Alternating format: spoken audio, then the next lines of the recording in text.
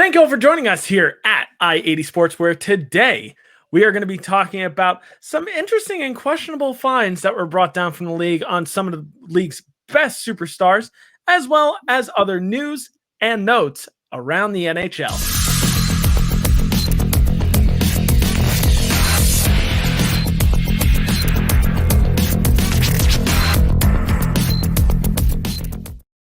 Thank you all for joining us here again at I-80 Sports. Make sure that you hit up our website down below, i80sports.com, for all of our other I-80 Sports content. We have a big mini series going on with the MLS right now, hosted by our friends Bob and Alex. So you got to make sure that you check out their content over there. They've been going absolutely nutty over there, and it's been amazing. You got to check out their content. You also got to make sure that you check out all the other content that I-80 Sports has to offer. And while you're there, if you want to pick up a really awesome shirt like this, because I know you want this shirt, you might want to check out our shop while you're there for all of your I-80 Sports needs. And as usual, make sure you follow us down below at I-80_Sports NHL. The road to 1,000 continues, so if you're not on the road, you better be joining us soon, because that train is going to be taking off soon. And as always, if you would please make sure that you subscribe, like, comment if you have not done so already. Any little bit helps, which just going to start us off now. I'm Brian. He's Tom. Tom, how are you doing today? Doing well. Sort of quiet week, So we don't have much for you this week, but we're gonna entertain some stuff. We're gonna discuss some things that are going on, but maybe one of the more quiet weeks that we've had. With things going on, obviously in the off season, it's quiet because it's the off season. There's nothing going on, but in the middle of a season right now, unusually quiet. Yeah, it's oddly quiet right now, and well, we had a little bit that we had to talk about this week, so right now, we might as well go away right now with the NHL news, as we always do, which, starting off, unfortunately, on that COVID panic index, as we have in the past. Haven't done it in a while, but now, unfortunately, it has been necessitated because the Vancouver Canucks have placed over 20 players and staff members on the COVID-19 protocol. Multiple players currently suffering from the Brazilian variant of COVID-19, with players and staff and family members experiencing symptoms such as fatigue, vomiting, cramping, and other similar COVID symptoms such as loss of taste, loss of smell, tight chest, difficult to breathe. But just first and foremost with this, for anybody related to the Vancouver Canucks, whether it is players, whether it's staff, whether it's front office, whether it's family members of players, staff, and front office members, we do hope that you get well soon. We hope that you see the other side of this just fine. This is very scary times, and this is, certainly, just another wrinkle right now in the NHL season. Tom, what are your thoughts about this? What I want to know is, too, Canada was doing so good with their lockdowns and really, basically they weren't having any problems up there to start. Now it seems with Montreal a week or so ago, and now this, I'm wondering, are regulations being lifted in Canada? Are people in Canada just getting fed up and saying, the hell with it, we're going out? I'm just curious to know how this spread so quick and so fast, where in a country where it's pretty locked down, there's pretty much not much to do up there. I know even like the amateur rinks, like the minor hockey and amateur beer league hockey, aren't occurring. So I am curious to know where they got it from. Obviously, they haven't been over the border. So I'm just curious to know if the league is going to look into this, find out what these guys are doing. I know they cracked the whip hard on Washington earlier this year. So I'm wondering if they're going to do an investigation into what was going on in Vancouver and who was going where, because this just seems really, really unusual. You see a team here, a team there with one or two players on it, 5, 6, 7 players like the Devils and Sabres earlier this year. But 20 players, man. I'm really curious to know what the origin of this was. Yeah, I'll be curious to see, how this is unpacked. I mean, certainly right now, the biggest thing that the NHL is concerned with is making sure that these games do end up getting rescheduled, because it was easier earlier in the season if this were to happen. If this had happened in February, no problem, just reschedule those games along, through March, April, May. But now we're already in April. We're a week away from the trade deadline. And, these games are going to be a lot harder to start scheduling over the course of the next 5 to 7 days, which the NHL is going to monitor this situation over the next 5 to 7 days to see when they can reschedule these games. And hopefully they can. I mean, it's going to be really, really difficult, but I will be curious to see how this came about. We ended up learning from the Devils how it ended up coming about with them. We learned with the Capitals how it worked out there, but it's true. I think it does show some cause for concern for a country that does have stricter lockdown rules than the United States, how it could have happened with the Vancouver Canucks. So it will be interesting to see and interesting to unpack. Though for now, we do hope and wish that anybody who is currently affected by this in Vancouver does, see the other side of this with no problems whatsoever. We're going to stick to some Vancouver news here, and we are also going to talk about a big re-signing that the Vancouver Canucks just had. They have just re-signed their current starting goaltender, and I say current starting goaltender because it didn't seem like it was going to be the case at the beginning of the season. Their current starting goaltender, Thatcher Demko, to a 5-year, $25 million deal. So it's a 5x5 deal, 5 years worth $5 million per year. Tom, just right off the bat, do you feel like this was a good deal, and why? I feel that it was. I feel like they did need to get somebody locked in there long term. I've alluded in previous episodes, and even though they're not having the greatest of seasons this year, they do have a solid young core up there in Vancouver that's hopefully going to learn and hopefully going to grow and hopefully going to get better. Losing Markstrom last year was a big punch to the gut for them. So I do think they want to get their goaltending nailed down. So over the next 5 years, they hope that the team can grow. They hope that the core can grow, and now you have a solid. You have a solid choice in net there. You have a solid goaltender in Demko in there. So, yeah, I think so. I think it's a fair deal. I think it's a good deal for what Vancouver is trying to do. Yeah, I think it's a good deal as well. And I think it's a very friendly deal, especially if Thatcher Demko does realize his potential, which it does seem like he's slowly doing as the year goes on. He went into this year as a straight tandem with Braden Holtby because the idea was that Braden Holtby was going to be the starting goaltender for the Vancouver Canucks this year. That's why he was signed to a 2-year deal this offseason. But as the year has gone on, it does seem like Thatcher Demko is the starting goaltender going forward. I'm just pulling up some stats from this past season right now. So he's current in 25 games played. He is 12-12-1, sporting a .917 save percentage and a 2.77 goals against average. That is not bad whatsoever. That is a pretty good line for a starting goaltender in the league right now. Sure, you wish that win-loss differential was a little bit better, but hey, that just sometimes happens. Ask Carey Price. Carey Price is actually the losingest goaltender in Montreal Canadiens history, even though he's also statistically one of the best goaltenders, not named Kenny Dryden, of course. But with Thatcher Demko, I think this was a good deal overall. I think 5 years for $5 million per year is certainly good, and it's even over the course of that, and he's still young as well. So it'll be interesting to see how this goes for Vancouver over the course of time. Moving right along, sticking to Canadian news as well, and going over to the Montreal Canadiens, in fact. So we reported last week about the Eric Staal trade that sent him from the Buffalo Sabres to the Montreal Canadiens, and this past week, he played his first game with the Montreal Canadiens, and what do you know? He scores the overtime winner with the Habs in his Habs debut. Tom, is this just things to come maybe for Eric Staal in Montreal, or is this maybe just a flash in the pan that's going to be the biggest highlight of his Montreal career? I don't know one way or the other. Like I said, this trade didn't make any sense to me, him going to Montreal. I mean, good for him. He got an OT winner. I don't understand why 5 years ago he couldn't do this in New York, but I mean, good for him. It was a sign of things to come. Great. I don't understand why he couldn't do it on the Rangers. He could go to Minnesota and be the player he was, and go to Montreal and be the player he was. He couldn't do it in New York. Who knows? I mean, Montreal is fighting for that playoff spot right now with all the problems going on down there in Vancouver and Calgary seemingly imploding, and Ottawa just being a young team. I mean, it's looking more and more like Montreal has that playoff spot nailed down. So, bringing him in for the experience works out. Obviously, they're going to face that juggernaut.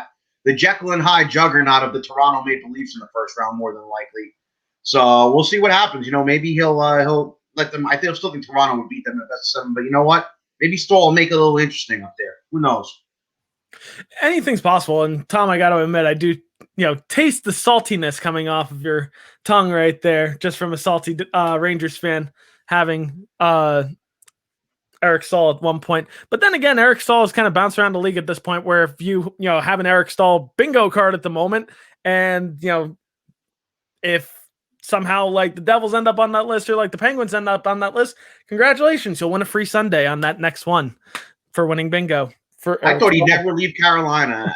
5 years ago, if you were 5-6 years ago, if you were to tell me that he was going to get traded, I thought he would have never left Carolina. You would ask me this question 5-6 years ago.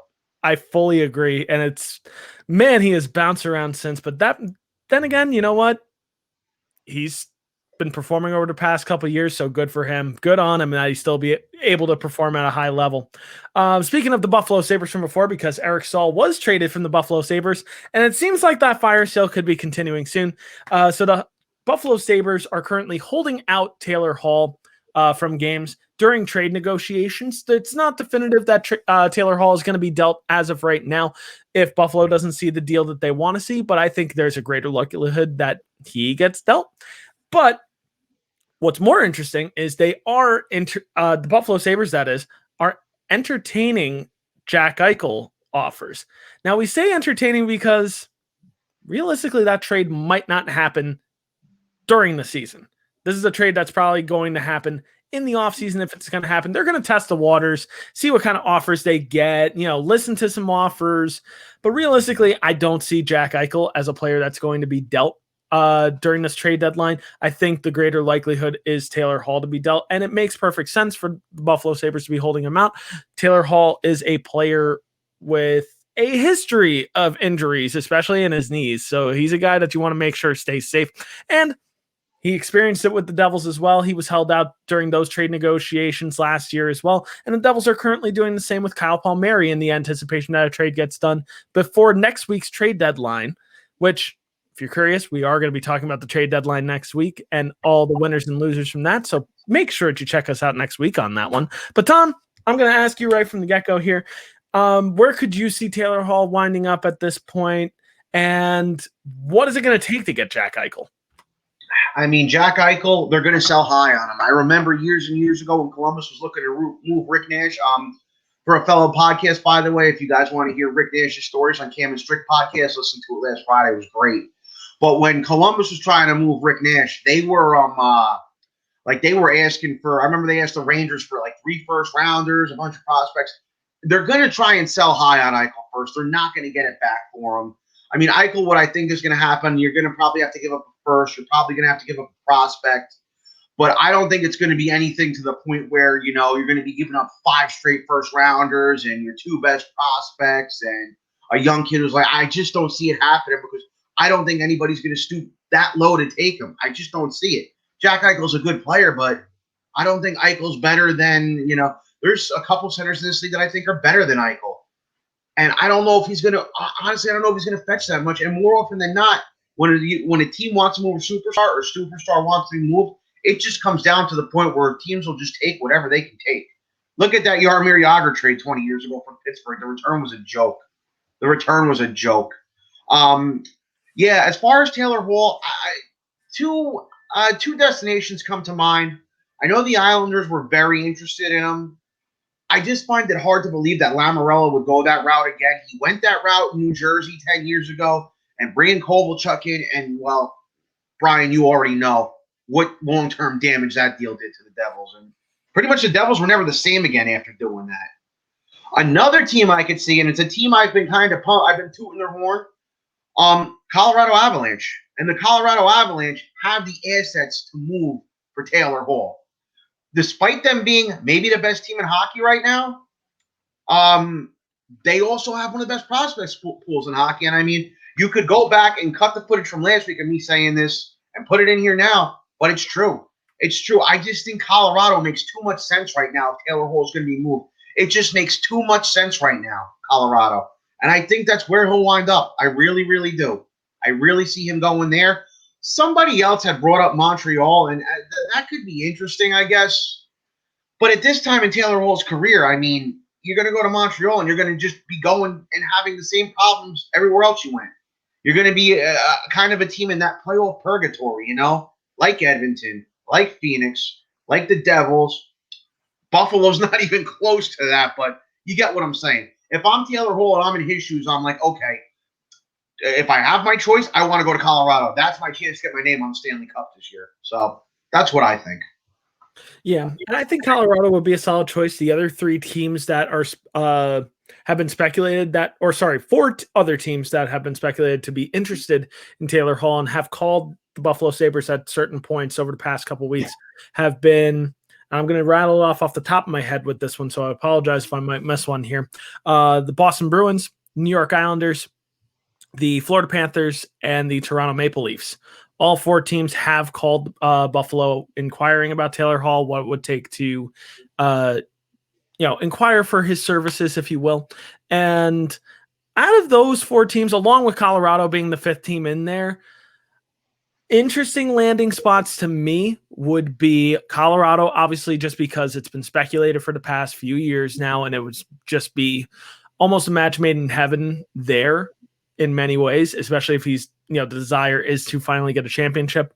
I think the New York Islanders, especially with the absence of Anders Lee, would be an interesting landing spot right now, though I don't know if the Islanders go fully on the Taylor Hall route. They might try to go with a slightly cheaper option in Kyle Palmieri, but we'll get there. We'll get there eventually. But the team that I think is most interesting to me is the Florida Panthers. I think that would actually end up being a very good landing spot for Taylor Hall, not only just for this year, but if he wanted to re-sign for another couple years down the line as well. Because Florida has a budding team right now. There's a lot going for Florida at the moment, especially with the fact that after this year, you get Anton Lundell and you get Spencer Knight, who they just signed to an entry-level deal as well. So there's a lot of potential going on with Florida. And, of course, you still also have there, Alexander Barkov, Jonathan Huberdeau. You have some really, really talented players. So if Florida wanted to grab Taylor Hall for this upcoming playoff and maybe make it a more interesting playoff, might not be a bad deal. And especially if you're thinking for the long-ish short term, because I don't know how long Taylor Hall wants a contract for. I just think that would be a team that would be very interesting in my mind. But we're going to move right along here, and because segues are great, as I always say every week, we were just talking about a superstar like Taylor Hall, so we're going to be talking about superstars right now, but kind of in a negative context, because if you were following the NHL this week, you probably saw two very questionable plays by two very high-profile superstars, so we're going to get into that now.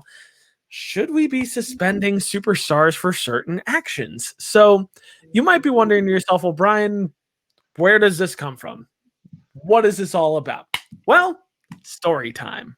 So the first story comes from battle between Edmonton and Montreal from this past week, where in the middle of the game, Connor McDavid and Jesperi Kotkaniemi find themselves right in the middle of center ice. They're both kind of crossing paths with each other in the middle of the neutral zone on a play. And Connor McDavid hits Jesperi Kotkaniemi with a very questionable elbow in the middle of open ice. Kotkaniemi gets the wind knocked out of him quite a bit. And it was an ugly and very dirty play. This is a play that I would not expect coming from Connor McDavid. And I don't think the league had expected it from Connor McDavid also, which is also probably why it prompted the league to not suspend Connor McDavid for something like this, which is usually a suspendable offense. But instead, Connor McDavid walks away with a $5,000 fine. We'll get to that. Next, a few nights later, might have even been the next night. I should probably do research on this, but hey, what do you expect of me? But anyway, a few nights later, in a game where Colorado was playing the Arizona Coyotes, another high-profile name, maybe you've heard of him, Nathan MacKinnon, pretty high-profile name for the Colorado Avalanche, found himself in a little skirmish with Arizona forward Connor Garland.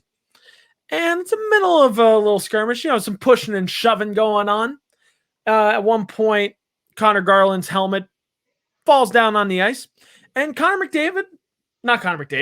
MacKinnon thought it would be a really, really nice thing to give Connor Garland his helmet back. Though if you've seen the highlight, it wasn't in a very nice way. He kind of underhand, as hard as he could, chucked it right into Connor Garland's face.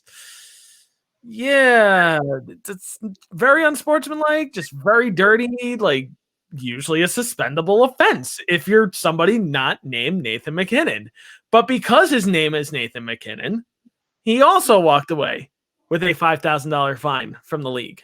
Now, why is this a problem? Because to us normal people, to us normal folk, $5,000, that's a pretty hefty fine. Like, that's something that sets us back a ways. Any plans that we might have for, the upcoming year. But in this case, Connor McDavid and Nathan MacKinnon are both players that make well over $10 million a year. A $5,000 fine is nothing to them. It's a slap on the wrist, if anything. They actually made money by going to the penalty box for these offenses. But as we've talked about in previous weeks, there are repeat offenders who do very similar things, whether it's an elbow in the middle of center ice or, throwing a glove at somebody, throwing a helmet at somebody. And in some cases, doing actions that are even less egregious than that, but still find a way to get suspended for multiple games because of their reputation. So I think it kind of brings up the question, and it's funny because we blew this off a couple weeks. It's just like, yeah, the league's got this on lockdown. Like they've got their systems in place on this. But now it's got me questioning a little bit.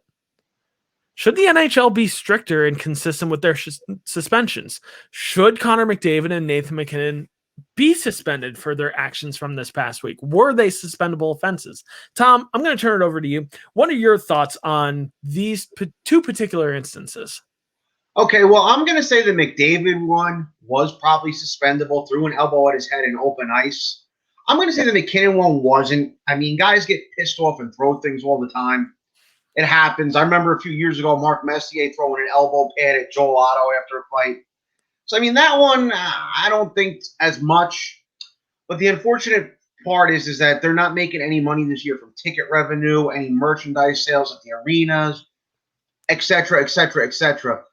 The only real money they're making this year is probably from television revenue. And to get people to watch these games on TV, they need their best players playing. And Connor McDavid and Nathan MacKinnon are both top 5 players in this league. They are top 5 players in this league, and especially when MacKinnon may be playing on a team that's going to probably go deep. It's the appeal of it. They need to sell the game on TV. They need these guys playing. It's that simple. I can't really go in any deeper because that's just what I believe. That's why they're not suspending these guys, for that reason. Yeah, at the end of the day, I think the thing that's difficult for a lot of people to understand is that every professional sport, whether it's the NHL, the MLB, the NFL, the NBA, the MLS, every league is a business. And these are business decisions that you make when you suspend these players, when you suspend them, when you fine them. They're not just disciplinary decisions. They are business decisions. And I think Tom really kind of hit it on the point of it's unfortunate. And these are both offenses that needed better action from. But at the end of the day, it's not profitable for the NHL to suspend Connor McDavid for multiple games or suspend Nathan MacKinnon for multiple games. The MLB, you can get away with that in a 162 game season. If you're missing a superstar for two out of 162 games, that's not a big deal. Heck, the Reds are going to be missing Nick Castellanos for something similar like that.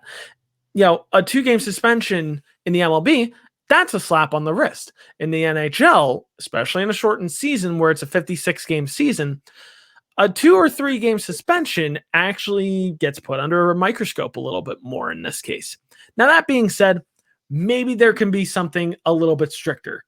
I do think that, sure, the Nathan MacKinnon one, you could argue, give it a bigger fine for that one because that's just unsportsmanlike. You should have also, put him in the box for a little bit longer, give him a match penalty for something like that. There's a lot you can do with that. The Connor McDavid one, I feel like the NHL stumbled a little bit on this one by not doing something harsher for Connor McDavid and not making an example out of him, but basically just saying it's not okay for anybody in the league to do this. It is not okay for anybody to headhunt, whether you are the best player in the league or whether you are a bottom six player or you're just playing your first NHL game and maybe your only NHL game. It's not okay either way. So I think the NHL does need to do a little bit more with making sure that if they hand down an offense, it's equal to the player that they're giving it to. So I propose this: make it based on the player's salary. If you want to think about it that way, it's almost like tax the rich, make it equal for everybody. So a $5,000 fine for a guy that only makes $700,000 in 1 year, sure, that actually might matter a little bit. But if you give Connor McDavid maybe something more equal to his contract, give him a $500,000 fine rather than a $5,000 fine, maybe he actually thinks a little bit more with this. Maybe he does something with the community as a response for something like this. Like, hey, this wasn't cool what I did. I'm trying to repent for my actions. And here's what I'm doing to try to atone for this. And I think there needs to be more of that. I think there needs to be equal fines depending on who is making the most amount of money in the league. That's just me. Maybe that's something that you guys can toil around with in the comment section below if you actually are, curious about having this discussion with me down below. But we're going to move along for right now. It's time to stop talking about suspensions and all that fun stuff and time to start talking and maybe even lamenting about some of our favorite teams at the moment, because as you guys well know at this point, if you've been joining us for the past number of weeks, I am a diehard Devils fan to my detriment, and Tom is a diehard Rangers fan to his detriment. So we are going to be talking right now about our favorite teams in our segments that we always do, which first and foremost, of course, as we always do, we are going to go to Tom first for his Rangers realm. So as per usual, Tom, it's time to enter that Rangers realm. What's going on down in New York? Well, about a week ago, last Tuesday night, they had maybe one of the best games they've had in a while. They went down 2-0 early against Washington, and then they just opened it up. Played the best hockey I saw. Strome, Kakko, Panarin, Fox all had great games. Big 5-2 win. Dominated out there pretty much. And you figure they would ride that domination into a two-game away series against Buffalo. They barely won Thursday night in overtime. They won on his Zibanejad overtime goal. And then Saturday night, they just stunk up the joint. They blew a 2-1 lead. They lost in the shootout. They looked like they didn't know what they were doing. I guess a positive out of it is Panarin again carrying the team like he always does. I think it's time for some others to step it up, even though we're seeing it from Zibanejad. We're seeing Kakko play better. We've seen great hockey from Fox all year. Another positive from Saturday was Vitaly Kravtsov finally got himself in the lineup. Looked pretty good. Looked a little overwhelmed out there, but, in time he'll figure it out. I think he'll be fine. I'm not worried about him right now. I'll worry about him when he's worth worrying about. Right now, he's really not worth worrying about. But to blame for the last two games, it's got to be the coaching. I've never been pro David Quinn, never been anti-David Quinn. My stance on Quinn's sort of been neutral. But after those two games against Buffalo, after what he did with the lines in practice yesterday, let me just elaborate what he did with the lines. Their best line over the past few games has been that second line of Ryan Strome, Kaapo Kakko, and Artemi Panarin. Yesterday, for some reason that I still can't figure out, decided to put Colin Blackwell back with those guys, drop Kakko back down to line 3 with Hedl and Lafreniere, and put Kravtsov on the fourth line. I just don't understand what you can do with Vitaly Kravtsov on your fourth line. Your fourth line's supposed to check, get pucks deep, create opportunities. Kravtsov's not that kind of player. He needs to be getting those top 6 or top 9 minutes so he can, score goals. He can be the player he was in Russia. He can be the player the Rangers drafted. It doesn't make any sense having him on line 4. Dropping Kakko to line 3, again, makes no sense. Their second line's been their best line over the past few games. Why would you break that second line up? Another thing is that he seems to either play Lafreniere until he can't move in overtime, but during the game, he barely plays him during games in the second and third period, sits him on the edge of the bench, and doesn't let him play on the power play anymore. He's another one. I get he's a kid. I get he hasn't played in the NHL, but come on. This team is not winning the Stanley Cup this year. These kids need to learn. You need to put them in situations where they learn what to do. You lose a game here, you lose a game there. Fine. I know they're still in the playoff. I want to make the playoffs, But this series against Pittsburgh coming up is going to be very telling in where this team's going. If they drop these next two to Pittsburgh, I really think that the playoffs are probably going to be more of a dream at this point than a reality. And at that point, then you have to put Kako back on the second line. You maybe think putting Lafreniere on line one with Zibanejad and Buchnevich. Maybe think about dropping Kreider down with Hedel and Kravtsov just so they have a veteran down there to help them out. Stuff like that. The problem is I don't know if Quinn can think to do that. I don't know what he's being told. I don't know what's going through his head. But, the kids need to play. The kids need to play in order for this to work out because at the end of the day, Panarin's eventually going to get old and leave. Zibanejad's eventually going to get older, and these kids are going to have to take the reins. So they need to start learning how to do it now. I guess some positive news to close with is their stud prospect over in Europe and Sweden, Nils Lundqvist, crazy name. He won the Boris Salming Trophy for the top defenseman in the Swedish Elite League, which is one of the top hockey leagues in the world that's not named the NHL or the KHL. He led all defensemen in scoring with 14 goals, and that was a record, most for a player under 21 years old in Swedish Hockey League history. So I hope to see him coming over. I don't know if they'll bring him over this year per se. His team still has playoffs to play in. If they get knocked out early, maybe they bring him over and just stick him in Hartford so he can get used to the North American game. And maybe if they're far enough out of the playoffs towards the end of the season, you get him in for one or two up in New York just so we can see what the NHL is like.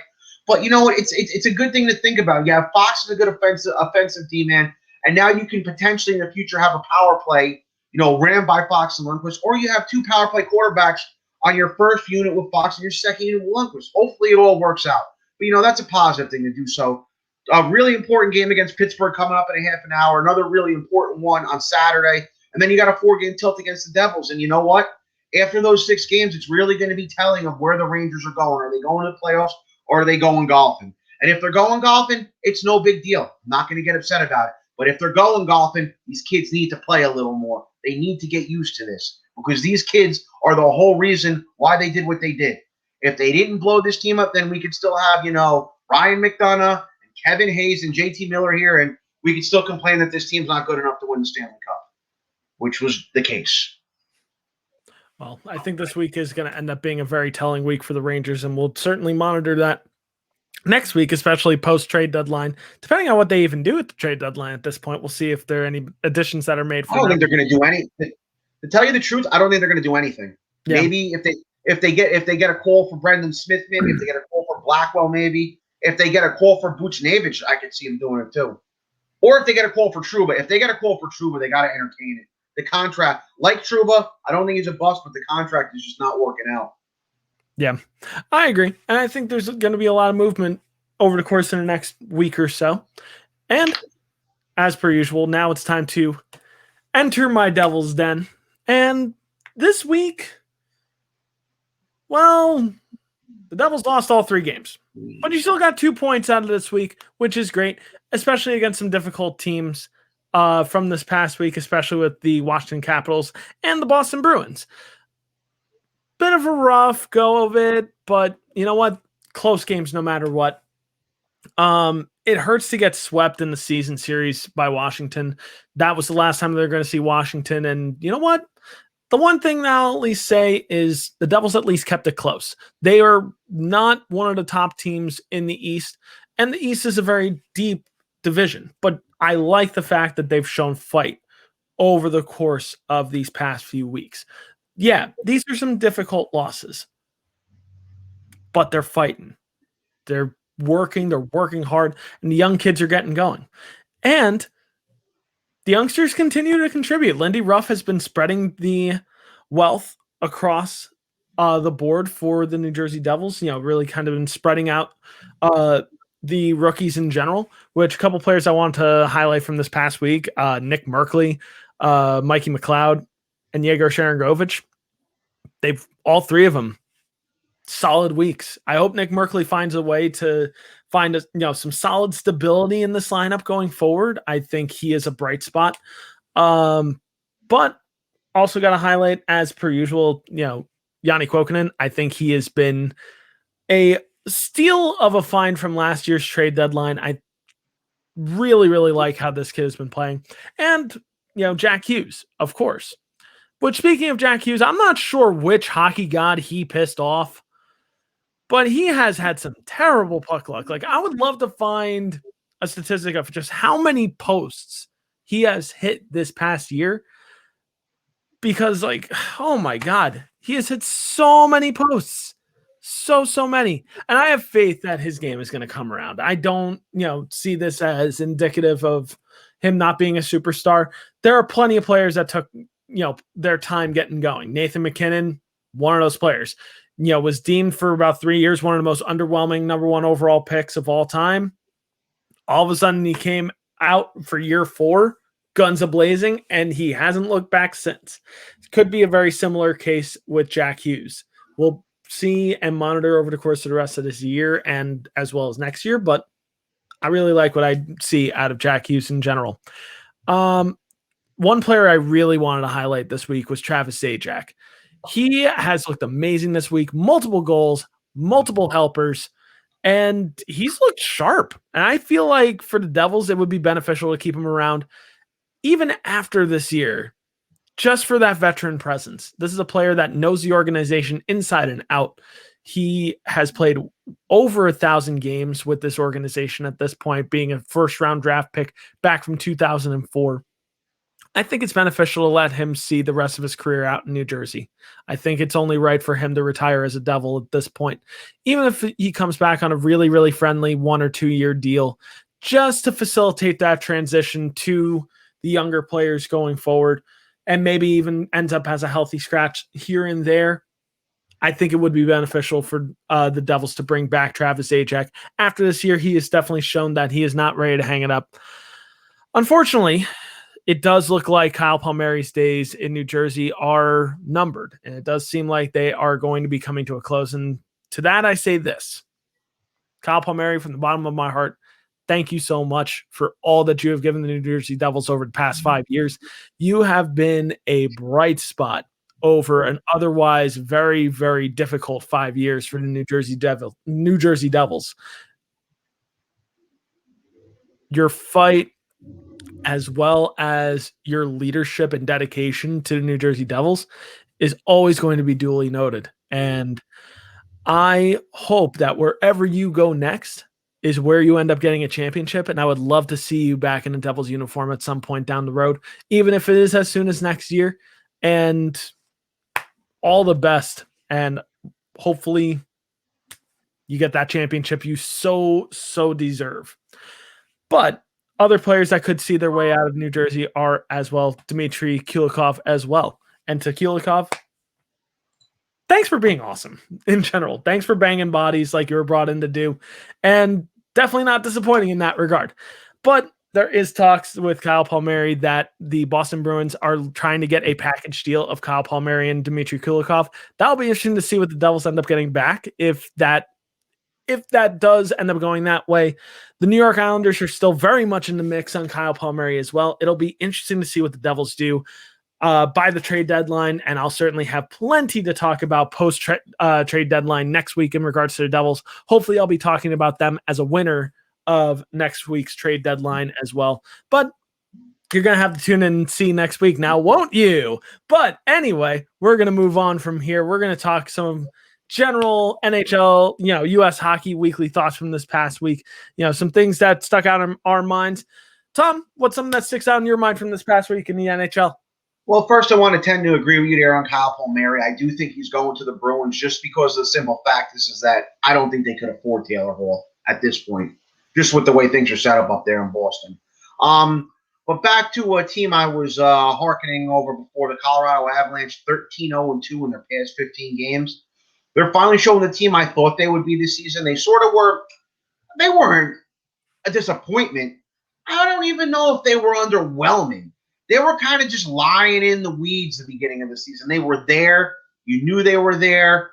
You knew they were going to make the playoffs, but now they're looking like this juggernaut that everybody thought they were going to be. Watch them against Minnesota last night. I mean, they don't give up. Minnesota kept coming back into the game, and Colorado just kept knocking them back out of it. That first line of McKinnon, Landeskog, and Rantanen really tearing it up. And are they a Stanley Cup favorite? Without a doubt. Most definitely a Stanley Cup favorite. But if Taylor Hall goes there to Colorado, and gives them some depth on their second line, or maybe they even put them on the first line and break their first line up, I think if he goes there, they become the Stanley Cup favorite. The Stanley Cup favorite. But like I said, we have a week or so left to the trading deadline. We have to see what happens.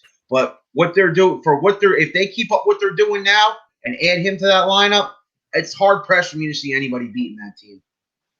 Yeah, I agree. I think Colorado is a juggernaut of a team going forward, and I think they are one of the favorites for the Stanley Cup at this point. We're going to have to see going forward because the rest of the games still need to be played. We've said that last year, and, well, they didn't quite get to the Stanley Cup, so we'll have to see what ends up happening. But my highlight for the past week, and sorry for the theatrics on this one,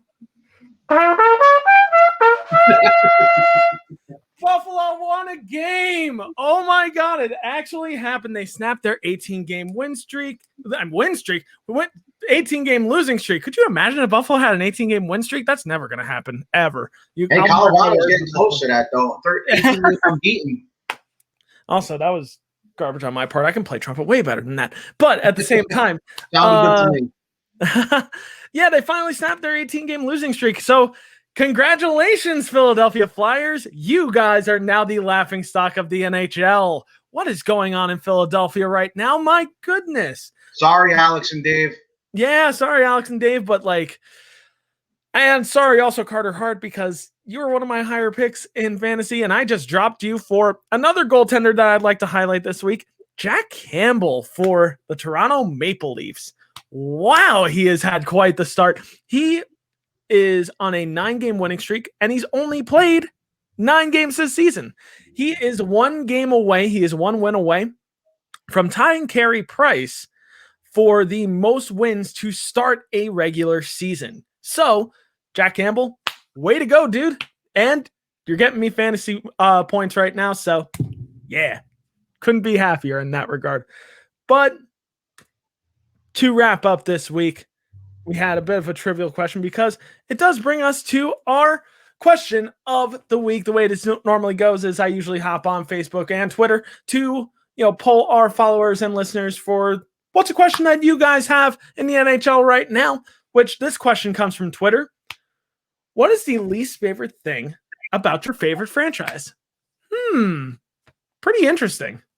Pretty interesting to say the least. So I'm going to take on the current perspective of, New Jersey Devils fandom at the moment. And, my least favorite thing about my favorite franchise right now is some of the discussions I have to have with the fan base, because some of these fans are not realistic. I had a discussion last week with somebody on a New Jersey Devils Facebook page, and they were saying we need to trade all the younger players for veterans at this point. None of these younger players are working out. We need veterans. It's not how you operate in hockey nowadays. Or other, fans that scapegoat other players. Last year, the favorite scapegoat for the New Jersey Devils was Miles Wood and PK Subban as well. This year, the favorite scapegoat is Damon Severson. And I don't see it. I honestly don't see it. These are all players that contribute on the ice, off the ice. Just because they blow one play does not mean that they are the worst player ever. I feel like there are a lot of New Jersey Devils fans that will jump on somebody's comment and ride that coattail and then go and say that going forward without actually giving that player the chance to redeem themselves. Without giving that player the proper chance to actually, win back their respect. PK Subban is slowly winning that back. Severson can do no right to some Devils fans, and that makes no sense to me, especially when there were those two-faced Devils fans that said at the beginning of the year, wow, Severson is so good. He's on such a friendly contract. All of a sudden, those same fans saying, we need to get rid of him for anybody, now. Why do we even playing him nowadays? We need to send him back to Binghamton. It's just okay. So some Devils fans, you got to do a little bit more with actually watching the games. And I know. That's a lot of franchises. That's a lot of teams. A lot of teams can probably do away with their fan bases in many, many ways. I know from talking to our Frozen Four friends from a couple of weeks ago, they can do away with some of the Buffalo fans up there. So it's in all franchises. And I know Tom can even attest as well, because there are plenty of Rangers fans that he's probably heard from, just like, where are you getting this from? So we've all been there. That's probably my least favorite thing right now about the New Jersey Devils. But at the same time, I do love our fans because of how passionate you guys are, because of how, much you do take to heart the decisions that are made for New Jersey Devils. And I hear that, and I'm all for that. But my only hope is that educate yourself, watch the game, get to know the game a little bit without, and set aside all those personal biases. Watch a game, give a player a chance to redeem themselves above all else. So that's my current least favorite thing. I want the fan base to kind of educate themselves a little bit more over these next few years, especially if the Devils end up being a team that can really go places. Tom, what's your least favorite thing about being a Rangers fan at the moment? Well, like I said, I'm going to sort of piggyback off of what you said regarding the fans. As a Ranger fan right now, there's not a lot to be upset about, but people are seemingly wanting to make things to be upset about. Right now, I like what they're doing. They have a top-down organizational philosophy. They know what they want to do. They're drafting young players. They're bringing the right players in through trades and free agency. They're doing everything right. The biggest problem with the Ranger, with the fair weather Ranger fan, is they want everything done in a New York manner, and it's just not going to work. Example, and I'll point this out. After they lost in a shootout to Buffalo on Saturday night, they're calling for David Quinn's head. I mean, don't get me wrong. I called for David Quinn's head before, too. I did it, too, because I was neutral on him, but I'm starting to really not like what he's doing. It's the guy they want to replace him with. That drives me up a wall. And that guy, and get ready, because this is going to surprise a lot of you people out there. Some of you who know, maybe not. Who know me, maybe not. But they're calling for Mark Messier to replace him. Answer me this question. Where has Mark Messier coached? What junior team did he coach? What college team did he coach? What NHL team did he get behind the bench as an assistant coach with to learn? Well, Patrick Waugh came into Colorado. Patrick Waugh bought a junior team in the Quebec Major Junior League and coached from there, and that's how he got the job in Colorado. Say what you will, this obsession with 94 is driving me up a freaking wall. It's embarrassing at this point. It is embarrassing. Well, I know nothing. It was a big victory. While all of our rivals in New Jersey, in Philadelphia, in Long Island, in Pittsburgh, and in Boston, during their greatest eras, got multiple cups. Okay, Washington has their one cup with Ovechkin now, and they may never win another one, but we'll worry about that for another day. That drives me nuts. Well, it was a 54-year curse. Be happy. Detroit had a long curse. Chicago had a long curse. They won multiple cups after they broke their curse. So I'm sick of that. I'm sick of the Messier. I love him. Don't get me wrong. I love Mark Messier. For 94, for Game 6 against the Devils, for bringing that cup home, great guy. It's the Mark Messier from 94 to 97 that I have a real problem with. The guy was in Neil Smith's ear, thought he was in charge of the team, thought he could run the team, forced a terrible trade in which they traded Matthias Nordstrom, who would have been a great replacement for Jeff Bukaboom back then, to play with Brian Leach, and Ian LaPerriere to L.A. for his two buddies from Edmonton, Yari Curry and Marty McSorley, who were well past their prime at the time.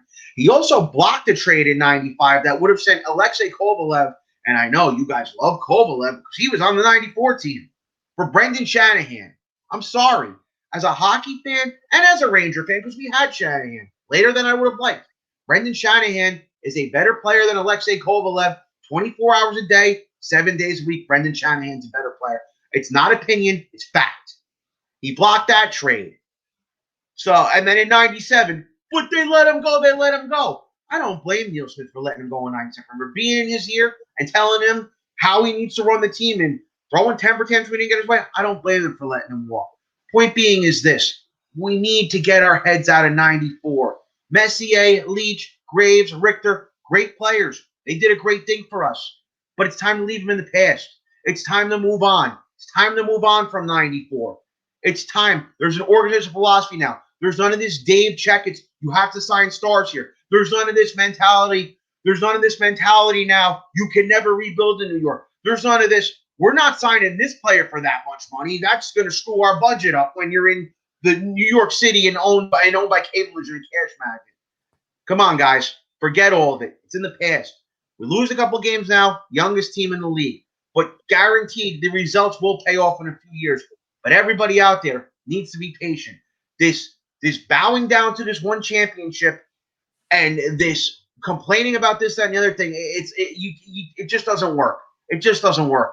It just doesn't work. And I'll say it again till I'm as blue in the face as the Rangers, as the jerseys the Rangers wear. Mark Messier, bringing him in any capacity behind that bench, it's not going to do any good for this team. It's not. It's not, and I'm sorry. You can crucify me all you want for this. It's the truth. Loved him as a player, loved him on the ice, but off the ice, the guy was a headache and a half. Take what you will. You guys want to crucify me for that, go ahead. And same for me. Take what you want out of that one. I'm not trying to offend anybody with what I had said, but what are your thoughts as well to not only just our question of the week of maybe your least favorite thing about your favorite fan base, but to some of our other thoughts from this past week? Let us know down below. And the only way you can let us know is by commenting down below and continuing that conversation with us there, as well as also while you're there, if you could just be so kind as to drop a like. And if you're not already subscribed, make sure you subscribe to our YouTube channel going forward, which we have plenty more subscribers than we've had over the past number of months, and we want that to keep on climbing. So please, if you're not already subscribed, hit that subscribe button down below. It helps us and it helps you to stay informed.